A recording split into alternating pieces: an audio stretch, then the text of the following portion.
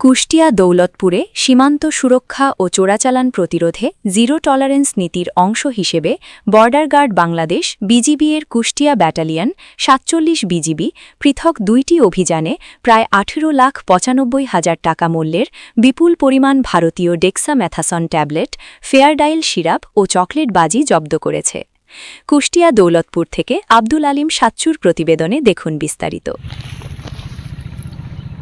BJP সূত্রে জানা যায়, সুনির্দিষ্ট গোয়েন্দা তথ্যের ভিত্তিতে ৪ মার্চ ২০২৬ বিকেল ৪:২০ চরচিলমারি বিওপির একটি টহল দল দায়িত্বপূর্ণ এলাকার মরারপাড়া মাঠে অভিযান পরিচালনা করে।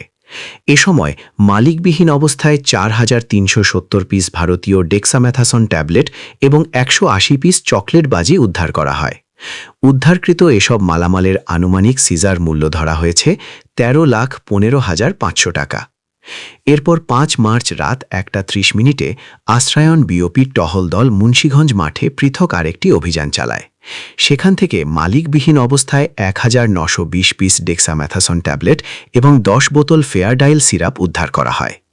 উদ্ধারকৃত মাদকদ্রব্যের আনুমানিক সিজার মূল্য ৫,৮০,০০০ টাকা।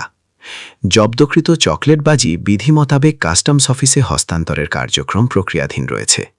এছাড়া উদ্ধার হওয়া ভারতীয় মাদকদ্রব্য ধ্বংসের লক্ষ্যে ব্যাটালিয়ন সিজার স্টোরে জমা রাখা হয়েছে বলে জানিয়েছে বিজিবি। কুষ্টিয়া ব্যাটালিয়ন 47 বিজিবি জানায়, সীমান্ত এলাকায় মাদক, বিস্ফোরক দ্রব্য ও সব ধরনের চোরাচালান প্রতিরোধে তাদের অভিযান অব্যাহত থাকবে।